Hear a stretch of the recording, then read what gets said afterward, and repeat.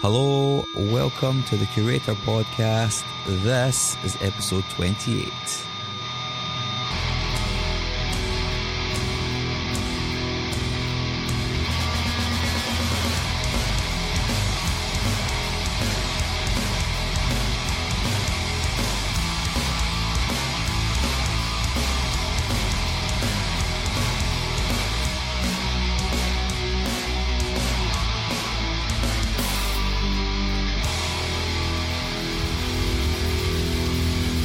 Hi, hello, welcome once again, dear listener, to the Curator Podcast. I am your host, Mark Fraser, and this is episode number 28. Alright, so here's a bit of a confession. I missed an episode. Well, that's a lie. I missed a week, and that's because I was on holiday and because I was turning 30, and also because I thought I'd lost this interview, and I was making plans to do it again, but I found it. I managed to do some data recovery stuff, and I got it back. So I'm so chuffed. I was away in Marrakesh. It was awesome. It was intense. It was scary. It was full of pollution, full of people. But if you ever get a chance to go, I do recommend it. The souks are labyrinthine, but they're wonderful. The people are really friendly. Once you go over the general sort of trading, kind of grafting atmosphere of the place, then it is a really good place to be. Highly recommend it. On this episode, I have Ewan Grant from WOMPS. If you've not heard of WOMPS, you may have known them as Algernon. You may have known Ewan, as Algernon Doll, and they're a really good band. They're a bit like Pinact in the way they do that kind of new grunge thing, but there's a kind of Beatlesy vibe to them as well, which I quite enjoy. And you know, they're noisy, which if you know me, if you know this podcast, you'll know is kind of my MO by this point. So yeah, as of right now, WOMPS only have 2 songs out there. It's hard to believe they've got 2 songs. Like I feel as though I've been hearing about them for a while. But yeah, 2 songs are out there, man. It's pretty cool. So I'm going to play both of those songs on this podcast. So if you haven't heard them, you will have heard them by the end of this. Their only release so far is a double A-side single, and this came out on the record label Damnably. And this song is called Live a Little Less.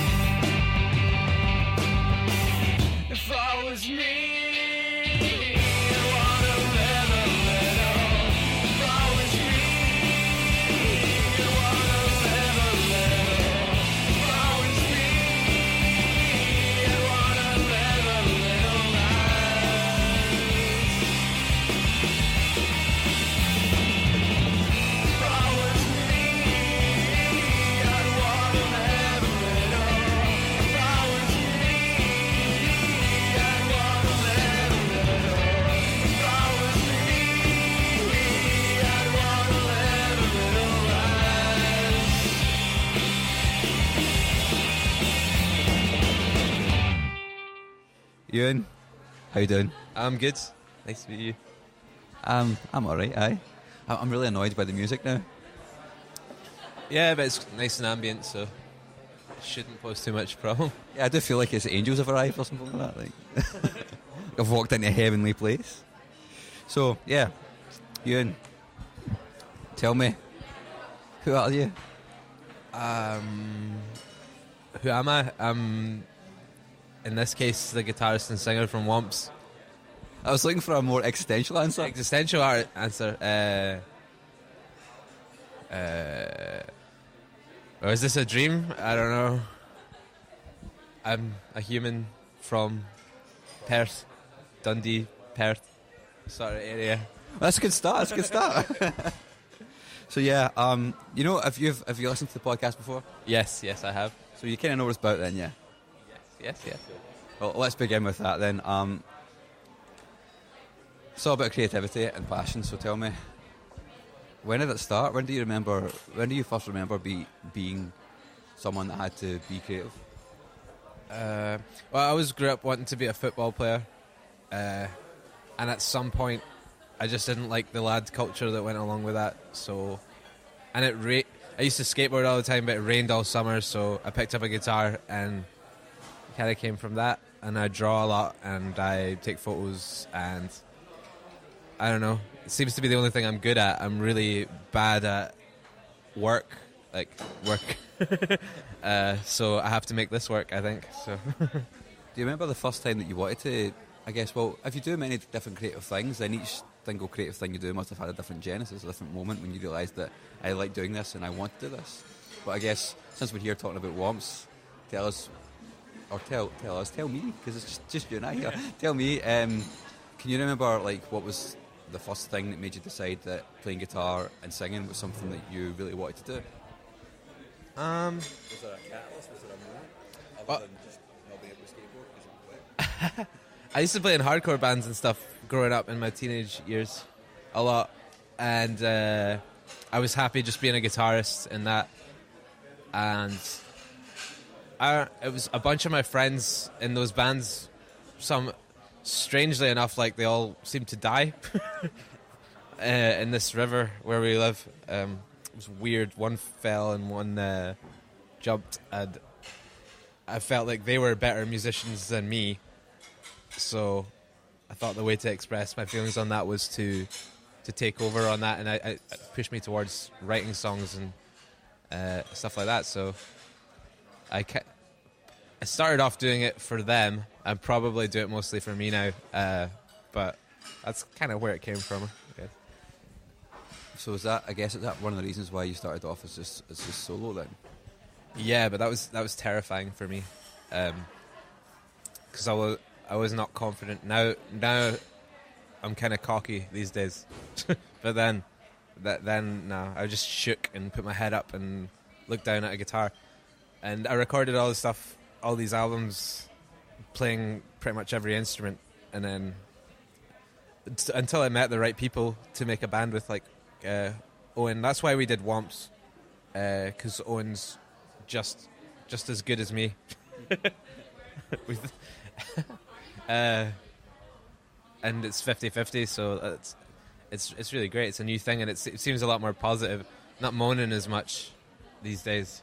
Not moaning? Nah, we're not as depressed as Algernon Doll was. Just feeling sorry for yourself. You can only feel sorry for yourself for a certain amount of time, I think. I hope. I'd hope that's true. Yeah.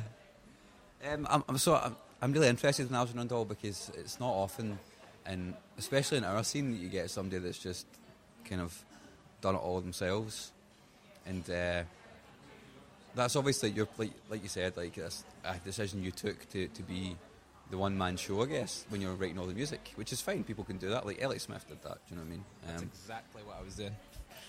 It was very influenced by Elliott Smith. Heavily influenced by Elliott Smith. I was actually going to say I was listening to the double A side earlier on, and I was getting a huge Elliott Smith vibe.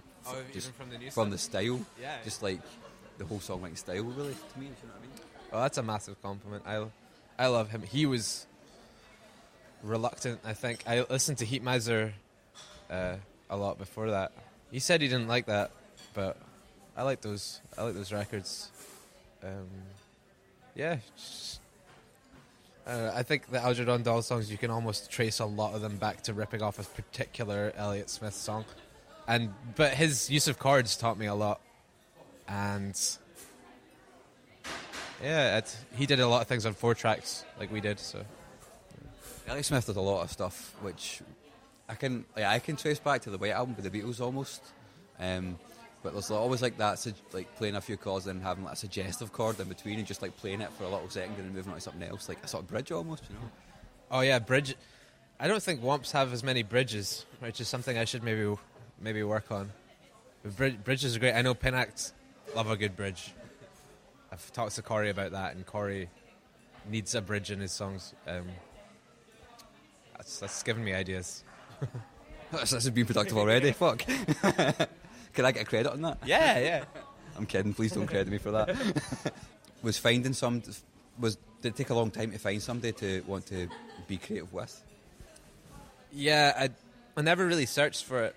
I just searched for people to do what I wanted to do because I always felt that they would leave and then I would be stuck with nothing because this is basically all I do. But Owen's just as stupid as me and wants to give his entire life and income to it. So it's 50-50 now, and it's a lot better. His ideas, he comes up with ideas on bass and guitar as well, so it's taken a lot of the pressure off me. And people seem to like us a lot. I mean, not so much in Scotland, but in Europe and US and London as well. Everywhere but Scotland seems to love it, although we do have a lot of great guys that come to see us here. So what was it like making that transition from being just on your own to writing completely with someone else? It's just more organic, I think. It's better. That's how everyone should probably do it. You have to be a genius to do everything all on your own, and for it to be really good. That's a lot of pressure. I don't think I'm a genius. Some bands are collectively genius. That's what we probably go for. We aspire to be. Like Prince is a genius.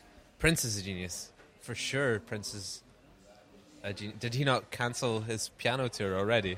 He did because of the whole Paris thing. Yeah. Oh my god, that sucks. Supposed to be playing here on Friday. Oh. But the Cure are coming. No, the Cure aren't coming. The Cure are doing Manchester and not coming to Scotland. Yeah, I seen earlier on today that they announced some dates, but I didn't actually know they weren't coming to Scotland. I hadn't actually read that news story because I was too busy in work. I'm probably going to go to Manchester. How dare... When they do a UK tour and don't include Scotland, that's a slap in the face, Robert. Robert, yeah. We're coming for you. Yeah. Alright then, so let's take a different tact here. Who are some of the songwriters that you look up to? Elliott Smith, yeah.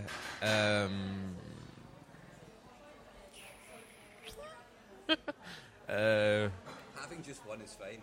No, I'm sure there's loads. Right now I listen to all this Danish post-punk, so Ice Age and Marching Church and VAR. Songwriters I look up to. Going back, it's probably John Lennon and George Harrison. Probably. Not Paul so much. He's more twee. Prince. I really like Rick James. Although he's pretty misogynistic. It probably goes against all my views, but it's catchy. Who do I look up to? I can only think of recent things. I like that new Frank Ocean record. That's a really good record.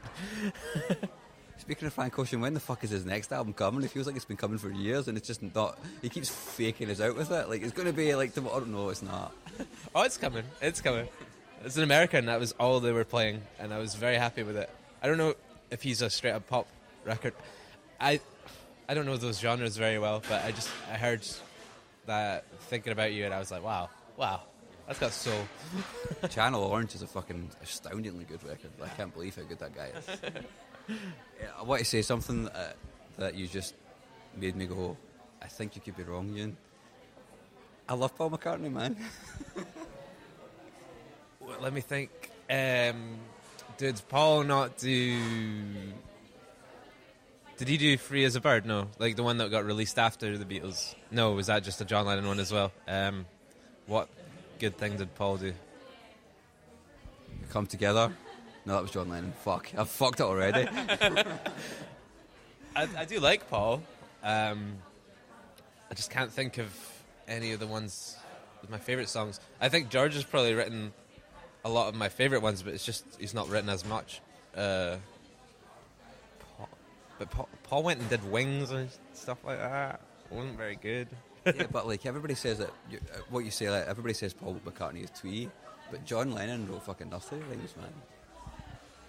Yeah, a lot of people are against John Lennon now. That's coming out that he hit women and stuff in his younger years and stuff. But that goes down to the argument of liking a person's personality over their music, and I listen to black metal, so I can't do that because all of those people are very questionable in their motives. So I kind of try to separate that. Yeah, you're right. Like a lot of people tend not to separate the art from the artist. I think that's a troublesome outlook to have in music, because you're discounting a lot of good. Like Michael Jackson was responsible for so many fucking good songs. Yeah. You know, R. Kelly has written a lot of good songs as well. You know, but they're both highly dubious people. Yeah, my girlfriend put Lost Prophets on the other day, like on YouTube, and I noticed they disabled all the comments on every single official video, and I was like, I feel sorry for the band, because they obviously didn't know. I was never a fan of it. That guy's probably the worst. I can't think of any musician that's worse than it. Even Varg from Mental Blank, Burzum. Yeah, he seems to have settled out a bit now that he's still recording albums in jail. He seems less Nazi-ish. I don't know if that's true, man. I hope it's true, but somehow, is he not in jail in France now? Did he not get out of jail in, was it Norway, and then like went to France and did something else? And is that right? Did I make that up? I've seen interviews from his jail cell, and it looks nicer than my room, and he's allowed to continually record records. I don't know if it's the beard or the he's got one of those personalities. Maybe he's a sociopath that's just very addictive. I'm probably just trying to justify my love for his music. He's done some. Did he not stab a guy a lot in the woods? Yeah, you can't apologise for that.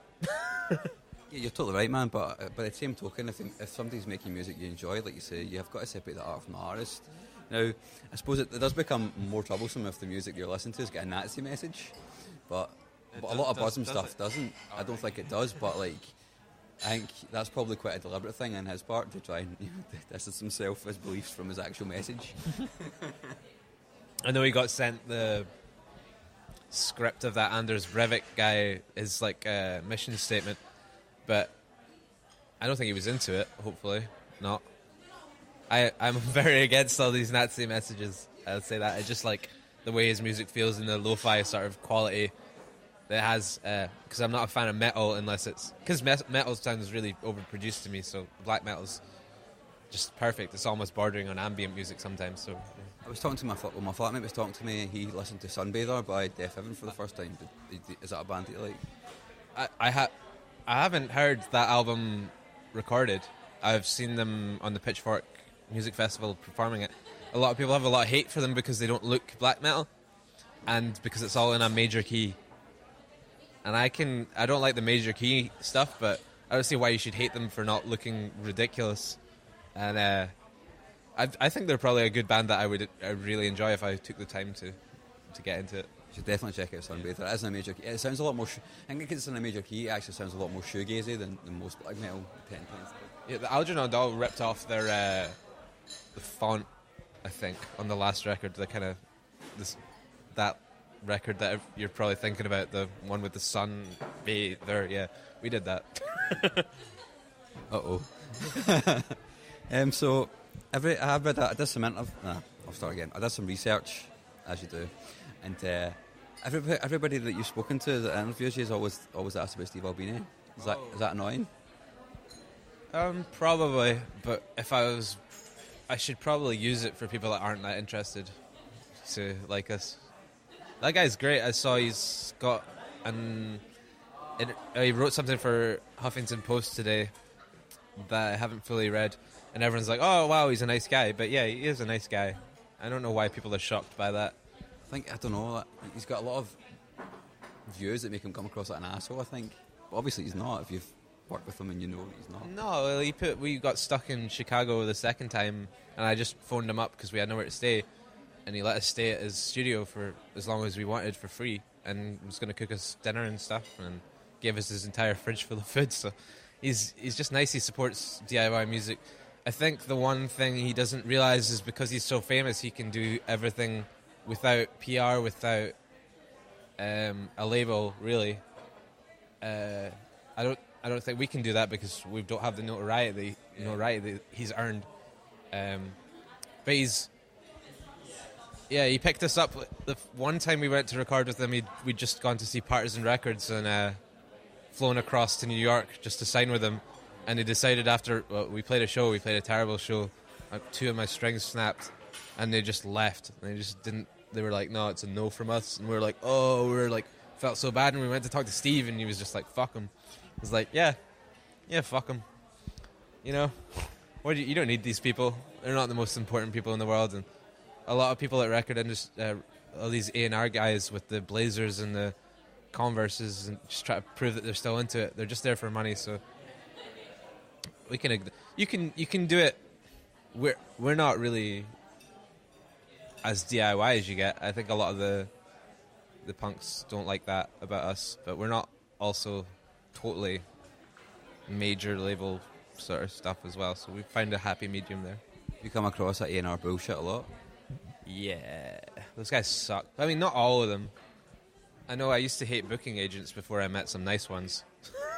I've had some booking agents come and drink all our rider beer and then leave before we've played and stuff like that. And they do that. But there's nice people and there's bad people like everywhere else. And a lot of bands that were DIY have booking agents now, but yeah. It makes a lot of sense to me. Like, having been in bands for as long as I've been in bands for, it's like, I fucking hate booking shows. It's just a total pain in the ass. I wish I could get somebody to do it for me. Yeah, well, if you can get paid and they take a cut, so we never buy onto tours. That seems ridiculous to me. I've seen bands pay like $3,000 and stuff to buy onto a tour. But if they take 10% of what we make, so it means that we need to... Well, we're making money every time they book us a show, and it's always a better show than I would book. So, and it's fine. Our booking agents have families to feed. They're kind of older women. Our team is mainly women as well. We kind of made a point of that because I feel like they've probably worked harder than the guys to get to where they are, so we should give them a shot, and they've done great for us. That's a totally fair point. It's also a really sad thing to say because the misogyny is so rife in the music industry, and that's... Yeah, especially the punk scene. It really tries to avoid that, and I see people post all the time, but when I go to a punk show, it's 95% men, and then when I go to an indie show, well, in New York or Europe, it's always mostly women or at least half and half, but maybe it's not a punk thing, maybe it's a Scottish thing, or maybe it's... I don't know. I know as a smaller guy that going to like some heavier shows, you get pushed about. Maybe it's to do with that. I'm not sure, but there's a lot of influential women in punk bands right now. Is it Kay from? She's in Joanna Gruesome now, and she was in. Ooh. Pennycrest, yeah. Kate. Yeah, and I could name the amount of women in bands here on my fingers. That's the problem. Who else? That's kind of the issue, isn't it? Who else? I spoke to Pat from Anti-Flag, because Anti-Flag were quite a big deal for me when I was growing up. And one of the things I asked him is, like, do you think, like, what do you think about, like, the whole fact that there's not a lot of women? Like, the punk scene is supposed to be really inclusive, but you don't see a lot of, like, you certainly don't see a lot of like gay people coming to shows that you know, because it's not really, it doesn't feel like a safe environment for anybody else other than straight white men, I think. And he was like, yeah, it's definitely an issue. Like, obviously, like, I run a record label and we do everything DIY, and you know, we love to be punking as close as possible, but there's definitely issues. You know, how do we fix those? I guess is the problem. Whoa. It's such a big question, man. Like, no one's getting any answers for that, you know? Sometimes I feel like I shouldn't speak out about it because it's not my position. But then I talk to a lot of women in bands and they want us to. So maybe more guys should speak out about it. I find that the indie scene is better for women, sadly. Like Honeyblood and the Vantees and stuff are great. I don't know what you do about it. I don't know what the problem is. Get rid of the macho side of it, but yeah, I mean, you I guess you guys are quite fortunate, and you seem to kind of straddle the punk and the indie scenes, which is, you know, hard to do, man. Yeah, we like to do that. We're probably more of an indie or a pop band. Some punks are turning against us now, and I wish they wouldn't, but that might happen. But that's where we learned how to do everything and do everything yourself. We've booked so many DIY tours, some great and some just horrible experiences, but we've learned a lot, and I have so much respect for all those guys. We're playing Book Your Own. When does this go out? Well, I will go out after Book Your Own Fest. Okay, right, but it is this weekend. Yeah, we're playing on Sunday on Book Your Own Fest. That's always I play that like every year for a long time, because it was initially Motion Fest, which was a festival for my friend Graham Motion that died when I was a teenager. He was in a band called Alargo. Yeah, I know that. Oh, fantastic! They inspired me so much. So I remember that happening, man. I remember everybody talking about it in MySpace. Oh, it was on MySpace as well. Yeah, that was horrible. And it's good to see people carrying on. At some point, it had to be Book Your Own Fest and not Motion Fest, because that needed to be more inclusive for people that didn't know him. And it's gone down a route of a lot of skate punk and stuff like that. Stuff that I don't really listen to, but when I go there, the atmosphere is totally inclusive. There's a lot of women at that as well, which is fantastic. Dundee's quite an open city. It's probably one of the biggest punk festivals in the UK, and Deeker's done a really great job with that. Yeah, man, I really wanted to go to Book Your Own Fest this weekend, but I can't because I'm going to Marrakesh on my 30th. So. Marrakesh? Oh. My flatmate's Moroccan, but she says it's... Where's she from? She's from Tangier. She says it's great. We can talk about that after this. I really want to talk to you about that now. Fuck, yeah, so is that DIY ethic, is that very important to you, even though you guys are, you know, getting a bit farther away from it? Yeah, definitely. It's where we learn everything. It's what made us think we could do this, because the only big band I can think of that have continually done that, I think, are Narwhals. And I've not really even listened to Narwhals that much, but I don't think they're signed to anything big or have a booking agent or anything. And I think everyone should aspire to be like them, really. We're too lazy for that. And we've become more about, like, photos of us. We've recorded, like, 2 songs. That's all you've got is, like, 2 songs you can listen to and a bunch of photos of us posing. And that works, sadly. So you guys have done quite a lot of touring and stuff. Is that because being just, well, a 3-piece when you're on the road, but obviously a 2-piece, does that make it easier to do that kind of shit? Yeah, definitely. We're very flexible.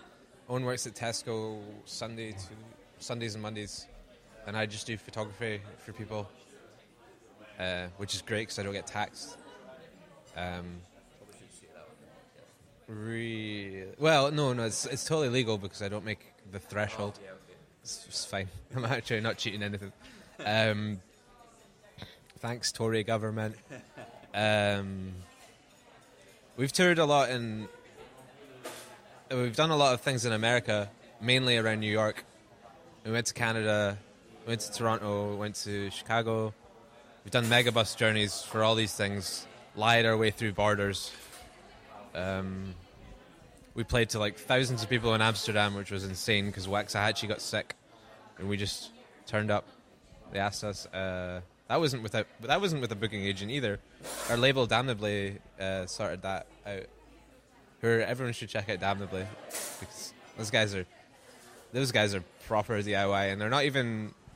They're kind of a different genre from a lot of the DIY labels now. They're kind of into noise rock and all the Steve Albini stuff, and bring a lot of Japanese music across here.